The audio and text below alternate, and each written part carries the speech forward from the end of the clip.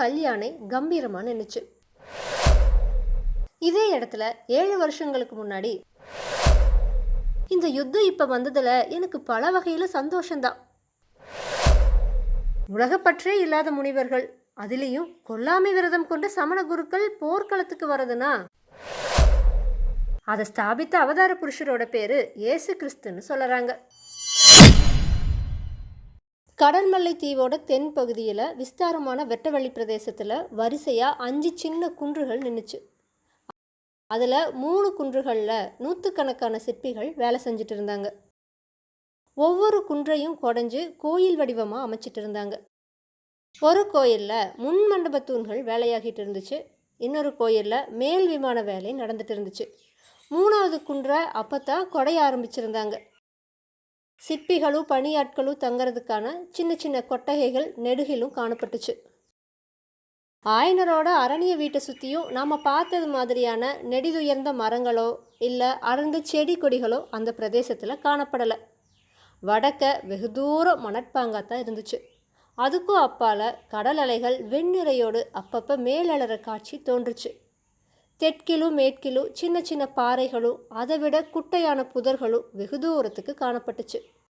ஆனால் வடக்கையும் வடமேற்கையும் பார்த்தா முற்றிலுமே மாறான ஒரு காட்சி தென்பட்டுச்சு. சிற்ப வேலை நடந்துட்டு இருந்த குன்றுகளுக்கு மத்தியில் ஒரு கல்யாணை கம்பீரமாக நின்றுச்சு. அதுக்கு பின்னால் இன்னும் கம்பீரமாக அலங்கரிக்கப்பட்ட பல்லவ சாம்ராஜ்யத்தோட பட்டத்து யானை நின்றுச்சு. யானை மீது வந்த சக்கரவர்த்தியும் அவரோட குமாரரும் கீழே இறங்கி கல்யாணைக்கு பக்கத்தில் நின்னாங்க. அவங்க மேலே வெயில் படாமல் ஒரு விசாலமான வெண்குடைய பணியாட்கள் பிடிச்சிட்டு இருந்தாங்க. இதே இடத்துல 7 வருஷங்களுக்கு முன்னாடி மகேந்திர சக்கரவர்த்தியும் அவரோட குமாரரும் வந்து இதே விதமாக நின்னதுண்டு. ஆனால் அங்கே நின்ன குன்றுகளும் பாறைகளும் அப்போ மொட்டை குன்றுகளாவோ மொட்டை பாறைகளாவோ இருந்துச்சு. அப்பா, அந்த பாறையோட நிழலை பாருங்க, அது யானையை போல இல்லையா அப்படின்னு சொன்னால் பல்லவ குலம் தழைக்கு வந்த நரசிம்மவர்மன். அவன் சுட்டி காட்டின நிழலை சக்கரவர்த்தி பார்த்தாரு.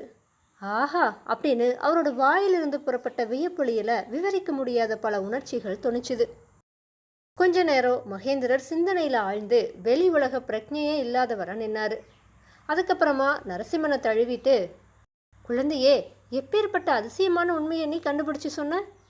நீ சொன்ன வார்த்தையோட மகிமை முழுவதும் உனக்கே தெரிஞ்சிருக்காதுன்னு சொன்னார். 12 வயசு சிறுவனான நரசிம்மன் இன்னும் உற்சாகமா, அப்பா, அதோ அந்த குன்றோட நிழலை பாருங்க, கோயில் மாதிரி இல்லையான்னு சொன்னான். ஆமாம் நரசிம்மா, ஆமாம், அந்த குன்றோட நிழல் கோயில் மாதிரி தான் இருக்குது. அதை கோயிலாகவே செஞ்சிடுவோம். இந்த 5 குன்றுகளையும் 5 கோயில்களாக ஆக்குவோம். இன்னும் இங்கே இருக்கிற சின்ன பாறைகளை யானையாகவோ சிங்கமாகவோ நந்தியாகவோ ஆக்குவோம். இந்த துறைமுகத்தை சொப்பன லோகமாக்குவோம். 1000 வருஷங்களுக்கு அப்புறமா இந்த துறைமுகத்துக்கு வரவங்க எல்லாரும் பார்த்து பிரமிக்கும்படியாக செய்வோன்னு சொன்னார். சீக்கிரத்திலேயே அந்த பிரதேசத்துக்கு சிற்பிகள் நிறைய பேர் சிற்றொலிகளோடு வந்து சேர்ந்தாங்க. குன்றுகளிலும் பாறைகளிலும் வேலை செய்ய தொடங்கினாங்க. நேற்று வரைக்கும் அமைதி குடிகொண்டிருந்த இடத்துல நூற்றுக்கணக்கான சிற்றொலிகளுடைய சப்தம் கல் கல்னு கேட்க ஆரம்பிச்சுது. புதர்களில் வாழ்ந்திருந்த சின்ன முயல்கள் திடீர்னு எழுந்த கல்கல் சத்தத்தை கேட்டு வெளியே வந்துச்சு. காதுகளை தூக்கிட்டு ஒரு நிமிஷம் வியப்பாக கவனிச்சுது. அதுக்கப்புறமா அந்த இடத்துல இருந்து ஓட்டம் பிடிச்சுது. அன்னைக்கு தொடங்கின சிற்ப பணி இன்னைக்கும் அங்கே தொடர்ந்து நடந்துட்டு இருந்துச்சு. சக்கரவர்த்தியும் மாமல்லரும் அன்னைக்கு நின்ன அதே இடத்துல இப்போ யானையாகவோ சிங்கமாகவோ ரிஷபமாகவோ உருவெடுத்த பாறைகளுக்கு பக்கத்தில் நின்றுட்டு இருந்தாங்க. நரசிம்மா, இந்த யுத்தம் இப்போ வந்ததில் எனக்கு பல வகையில் சந்தோஷந்தான். ஆனால் இந்த கற்கோயில்களுடைய வேலை ஒரு வேளை தடைப்பட்டுருமோ, என்னோட காலத்தில் இந்த திருப்பணி பூர்த்தியாகாமல் போகுமோ அப்படின்னு மட்டும்தான் கவலையாக இருக்குது. வடக்க கன்னியாகுப்ஜத்தில் ஹர்ஷவர்த்தனர் வருஷந்தோறும் நடத்துகிற உற்சவத்தை பற்றி தெரியுமில்லையா நரசிம்மான்னு சக்கரவர்த்தி கேட்டார். தெரியும் அப்பா. சிவபெருமானுக்கும் சூரிய நாராயணமூர்த்திக்கும் புத்தர் பெருமானுக்கும் அவர் 3 கோயில்கள் எடுத்திருக்காரு. அந்த 3 கோயில்களிலும் வருஷந்தோறும் உற்சவம் நடத்துகிறாரு. 3 மதத்தை சேர்ந்த பிரஜைகளும் வந்து ஒரே சமயத்தில் உற்சவம் கொண்டாடுறாங்கன்னு கேள்விப்பட்டிருக்கேன்னு நரசிம்மர் சொன்னார்.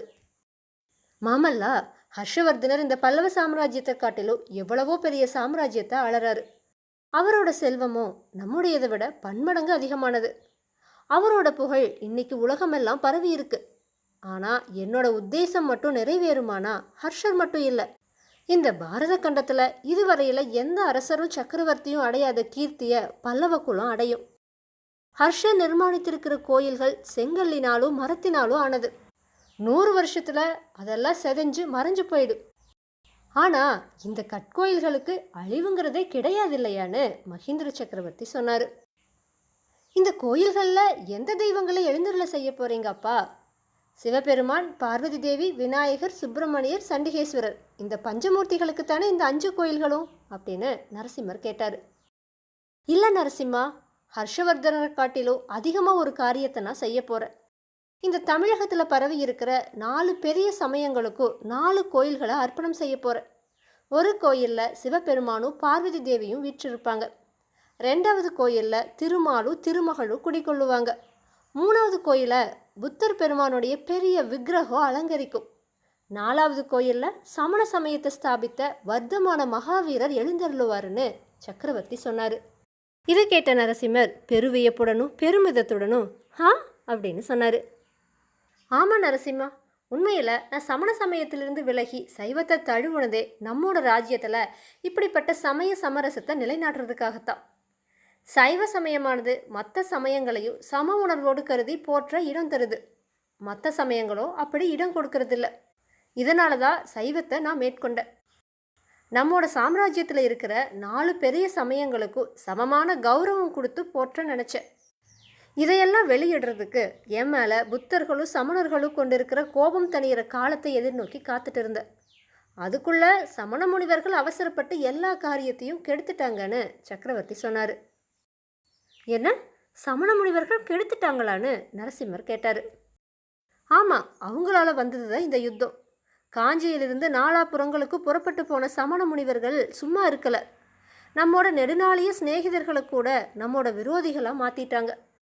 இந்த கங்கைப்பாடி துர்விநீதன் இருக்கானே, அவனோட தந்தைக்கு முடிசூட்டினது யார் தெரியுமா? உன்னோட பாட்டனார் சிம்ம விஷ்ணு மகாராஜா தான். அந்த துர்விநீதன் இப்போ தம்மோட பரம்பரை விரோதியான சளுக்க மன்னன் கூட சேர்ந்துட்டு இருக்கா. புலிகேசியோட படை வீட்டில் ஜைன மகாகவியான ரவிகீர்த்தியும் துர்விநீதனுடைய குருவான பூஜ்யபாதரும் இருக்காங்களாம். சைனியத்தோடு சேர்ந்து அவங்களும் வந்துட்டு இருக்காங்களாம். உலகப்பற்றே இல்லாத முனிவர்கள், அதுலேயும் கொல்லாமை விரதம் கொண்ட சமண குருக்கள் போர்க்களத்துக்கு வரதுன்னா ஆஹா, அவங்களுக்கு என் மேலே எவ்வளவு துவேஷம் ஏற்பட்டு இருக்கணும் அப்படின்னு மகேந்திர சக்கரவர்த்தி சொன்னார். அதை பற்றி என்ன கவலை அப்பா? சமண முனிவர்கள், புத்த பிக்ஷுக்கள் இவங்க எல்லாரும் நம்முடைய விரோதிகளோடு சேரட்டும். திரிநேத்திரதாரியான சிவபெருமானுடைய அருளாலோ சக்கராயுதத்தை ஏந்திய திருமாலுடைய கிருபையினாலோ நம்ம வெற்றி கொள்வோன்னு நரசிம்மர் சொன்னார். வெற்றி தோல்வியை பற்றி நான் அவ்வளவா கவலைப்படலை நரசிம்மா. என்னோட நோக்கத்துக்கு இடையூறு நேர்ந்துடுச்சே அப்படின்னு தான் வருத்தப்படுறேன்னு சக்கரவர்த்தி சொன்னப்ப அவரோட குரலில் துயரம் துணிச்சுது. மாமல்லர் கொஞ்ச நேரம் மௌனமாக இருந்துட்டு, அப்பா, 5வது கோயிலை எந்த தெய்வத்துக்கு அர்ப்பணம் செய்ய நினச்சிருந்தீங்க அப்படின்னு கேட்டார். மேலை நாடுகளில் சில காலமாக புதுசாக ஒரு மதம் ஸ்தாபனமாகி இருக்கான். அதை ஸ்தாபித்த அவதார புருஷரோட பேர் இயேசு கிறிஸ்துன்னு சொல்கிறாங்க. ஆனால் அந்த புது மதத்தை பற்றின விவரங்கள் எல்லாம் எனக்கு இன்னும் சரியாக தெரிய வரலை. தெரிஞ்ச உடனே அந்த புது மதத்தோட தெய்வம் எதுவோ அதை அந்த 5வது கோயிலில் எழுந்தருள செய்யலான்னு நினச்சிருந்தேன். ஆனால் அதெல்லாம் பகல் கனவாக போயிடும் போல இருக்கே அப்படின்னு மகேந்திர சக்கரவர்த்தி சொன்னார். மகேந்திரரோட யோசனைகளை கேட்டு பிரமித்து போன மாமல்லர், ஏன் பகல் கனவாக போகணும்? யுத்தத்தினால இந்த சிற்பப்பணி ஏன் தடைப்படணும்னு கேட்டார். தடைப்படாமல் இருக்கணுங்கிறது தான் என்னோட ஆசையும். யுத்தம் முடியறதுக்குள்ளே இந்த 5 கோயில்களும் பூர்த்தியாக வேணும்னு நான் விருப்பப்படுறேன். அதுக்காகத்தான் ஆயனரை இன்னைக்கு நான் இங்கே வர சொல்லியிருக்கேன். அவர் நடுக்காட்டில் போய் உட்கார்ந்துருக்கிறதுனால வேலை நிதானமாக நடக்குது. அவரை இங்கேயே தங்கி வேலையை துரிதமாக முடிக்கும்படி சொல்ல போகிறேன். அதோ ஆயனரும் வந்துட்டாரு அப்படின்னு மகேந்திர சக்கரவர்த்தி சொன்னார். நரசிம்மர் ஆவலாக திரும்பி பார்த்தாரு. அவரோட ஆவல் பூர்த்தியாச்சு. கொஞ்சம் தூரத்தில் வந்துட்டு இருந்த சிவிகையில் ஒரு பக்கத்தில் ஆயனர் எட்டி பார்த்துட்டு இருந்தார். இன்னொரு பக்கம் பட்ட பகலில் பூரணச்சந்திரன் பிரகாசிக்கிறது மாதிரி ஒரு காட்சி தென்பட்டுச்சு. அந்த பூரணச்சந்திரன் சிவகாமியோட வதனச்சந்திரன் தான்னு சொல்லவும் வேணுமா? இத்தோடு 26வது அத்தியாயம் நிறைவடைஞ்சிருச்சு. இப்போ ஆயனர், சிவகாமி, குமார சக்கரவர்த்தி, மகேந்திர பல்லவர் இவங்க எல்லாரும் கடல்மல்லி தீவில் இருக்காங்க.